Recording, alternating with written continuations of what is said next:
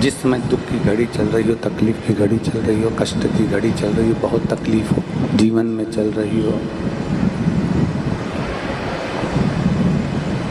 बहुत तकलीफ जब जिंदगी में चल रही हो, उस समय पर 2 बेलपत्र और 2 पुष्प,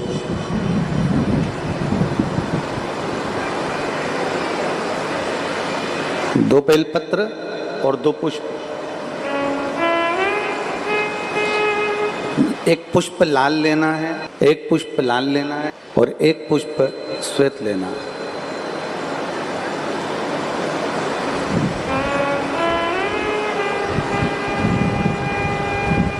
जो लाल पुष्प वाला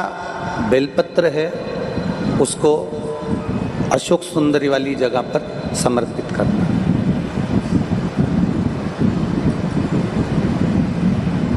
और श्वेत पुष्प वाला जो बेलपत्र है, सफेद पुष्प वाला जो बेलपत्र है, उसको भगवान शंकर का जो शिवलिंग है, भगवान शिव का जो शिवलिंग है उस पर समर्पित करना।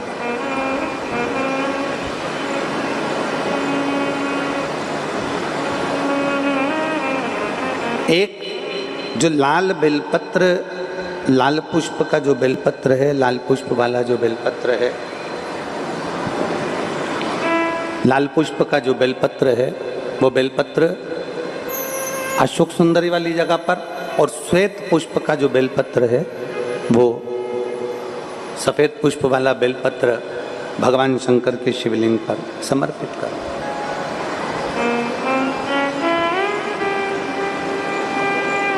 अपने दिल की कामना अपने मन से बाबा से प्रार्थना करो, अपने हृदय से भगवान शिव को कहो और दिल से देवाधिदेव महादेव को कह कर आओ, दिल से, हृदय से।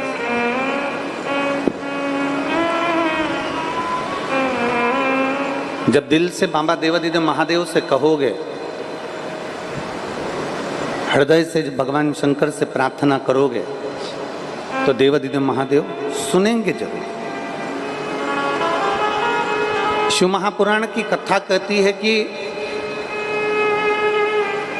विषम परिस्थिति में, तकलीफ की घड़ी में, विषम परिस्थिति में, तकलीफ की घड़ी में, कष्ट की घड़ी में, विषम परिस्थिति में प्रयास करो कि हम शंकर और पार्वती, शिव और पार्वती को पुकारें। विषम परिस्थिति हम भगवान शंकर और पार्वती जी का स्मरण करें। विषम परिस्थिति में हम देवाधिदेव महादेव और माता पार्वती का स्मरण करें। कई लोग कहते हैं कि गुरुजी हम शिव जी को जल चढ़ाते हैं और देवाधिदेव महादेव को जल चढ़ाते हैं, तो क्या पार्वती जी को भी जल चढ़ाने जाना पड़ेगा? पार्वती जी को भी जल चढ़ाने के लिए जाना है। शिव महापुराण की कथा कहती है, आप अगर हृदय रखकर जड़ ध्यान देंगे, जैसे ये शिवलिंग है, ये जलाधारी है, और अगर आप हृदय रखकर, जब हम देवाधिदेव महादेव को जल चढ़ाते हैं, शंकर जी को जल चढ़ाते हैं, और वहीं जल चढ़ाते चढ़ाते आप अशोक सुंदरी वाली जगह अर्थात माता पार्वती जी का हस्तकमल और अशोक सुंदरी वाली जगह पर भी अपने जल को थोड़ी सी धार लगा देते हैं, तो शंकर और पार्वती दोनों को ही वो जल समर्पित हो जाता है। वैसे तो शिव महापुराण की कथा ये कहती है कि केवल एक देवाधिदेव महादेव को जल चढ़ा देने से, शिव महापुराण की कथा कहती है केवल एक देवाधिदेव महादेव को जल समर्पित कर देने से 33 कोटि देवता, चाहे फिर उसमें गणेश जी हों, कार्तिकेय जी हों, जगदम्बा अम्बा हो, चाहे नवग्रह देवता हों, चाहे पंचलोकपाल हों, षोडश मातृका हों, 64 योगनियाँ हों, सारे देवी देवता उस शंकर भगवान के शिवलिंग में विराजमान हैं। तो शिव महापुराण की कथा कहती है, जब हम एक लोटा जल, जैसे हमने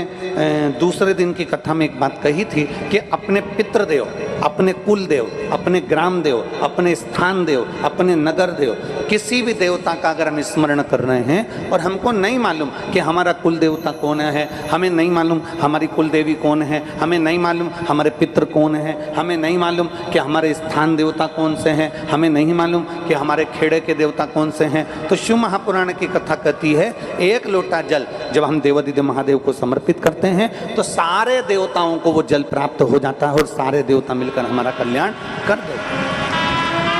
इसलिए मेरी जीजियों, कभी कभी जब आपको ऐसा लगने लगे कि बहुत अकेली हूं, सबने साथ छोड़ दिया, कोई मेरा साथ नहीं देता, परिवार, नाते, रिश्ते, कुटुंब, कबीले सब मुझे छोड़ दिए, तब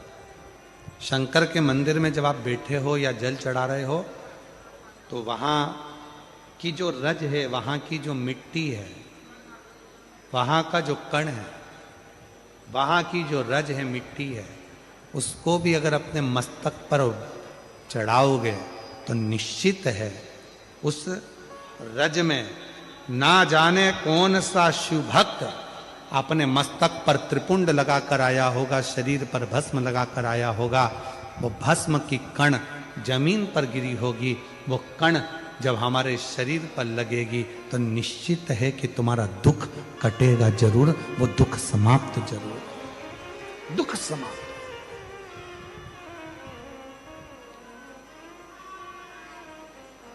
वो भस्म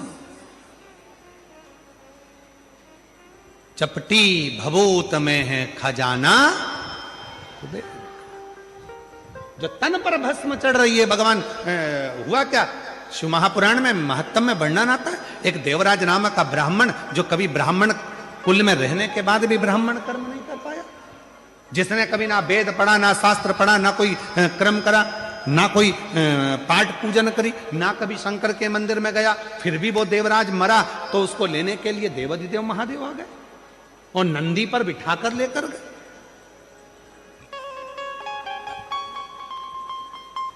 क्यों, किस लिए, क्या कारण था? केवल एक कारण, देवराज नाम के ब्राह्मण की माता शिव के मंदिर में जाती थी, शंकर के मंदिर में झाड़ू लगाती थी, शंकर के मंदिर में पोछा लगाती थी, शंकर के मंदिर में जल चढ़ाती थी, शंकर के मंदिर में जाकर आराधना करती थी। और वो देवराज नाम का ब्राह्मण जो ब्राह्मण कुल में जन्मा था, ब्राह्मण के घर में जन्म लेने के बाद भी ब्राह्मण कर्म नहीं कर पाया, ब्राह्मण कर्म से वंचित रह गया, चोरी करता,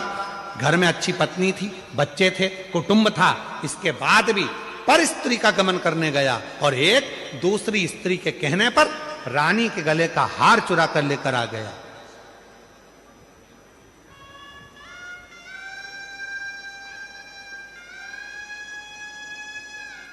और वो हार जो रानी के गले का चुरा कर लाया,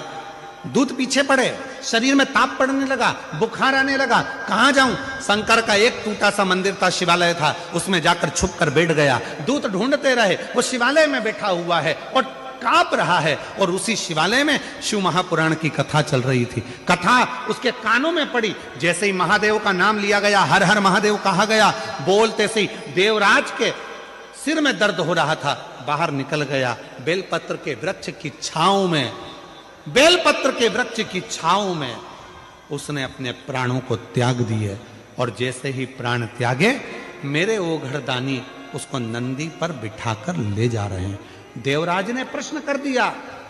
कि मेरे जैसा पापी, जिसने ना कभी भजन करा, ना संकीर्तन करा, ना कीर्तन करा, ना मंदिर में जल चढ़ाया, ना कभी मंदिर में दीप जलाया, ना कभी मंदिर में आराधना करी, ना मंदिर में कभी साधना करी, ना मैंने कोई मंत्र पढ़ा, ना वेद पढ़ा, ना शास्त्र पढ़ा, और मेरे जैसे पापी का उद्धार आपने कर दिया, ऐसा मैंने करा क्या? तब भगवान देवादिदेव महादेव ने डमरू का नाद कर कर कहा, देवराज तूने कुछ नहीं करा, पर तेरी माता मंदिर जाती थी, जल चढ़ाती थी, और जब घर आती थी उसके शरीर में, उसके कपड़ों में, उसके शरीर में मंदिर की मिट्टी, मंदिर की रज, मंदिर का जल उसके शरीर में लग जाता था। और वो जब घर आती थी, वो रज उसके घर में चारों तरफ फैल जाती थी। उस रज के छूने से तेरी बुद्धि सही हो गई और तू चोरी का धन लेकर भी शंकर के मंदिर में चले गया और वहां तेरा उद्धार हो गया। वो रज में इतनी महत्वता, वो रज में इतनी महत्वता। वो रज कोई साधारण है? इधर का हमको नहीं मालूम गुजरात का, पर हमारे मध्य प्रदेश में एक नियम है। मिश्रा जी, उत्तर प्रदेश में भी नियम है।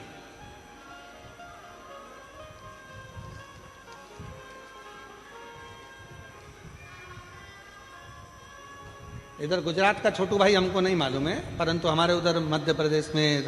उत्तर प्रदेश में, सेंगर जी तुम कहाँ के हो हमें नहीं मालूम, तुम भी उत्तर प्रदेश के हो गए, हाँ तो तुम्हारे कोई मालूम होगा। उधर साइड में एक नियम है, जब कोई बड़ा तीर्थ कर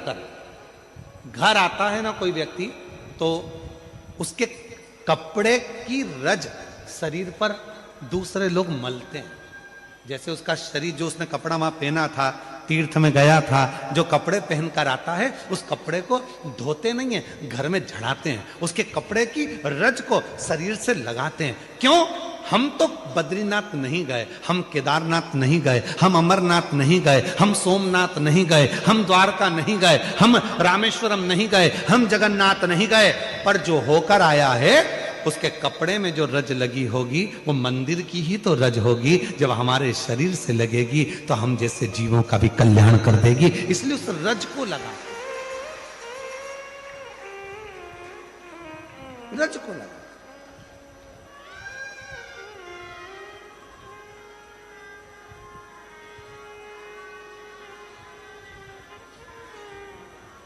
कोई बहुत बड़े, कोई गमी में गया, दुख में गया, हॉस्पिटल गया, तो उसके कपड़ों को धो दिया जाता। पर कोई तीर्थ गया, कोई भगवान की अविरल भक्ति करने गया, उसके कपड़ों को धोते नहीं, उसके कपड़ों को तो झड़ाते हैं। पूरे घर के अंदर उसको झटकारा जाता है कि इसके शरीर में जो कण लगा है, इसके शरीर में जो तीर्थ की रज लगी है, वो रज हमारे जीव को, हमको प्राप्त हो।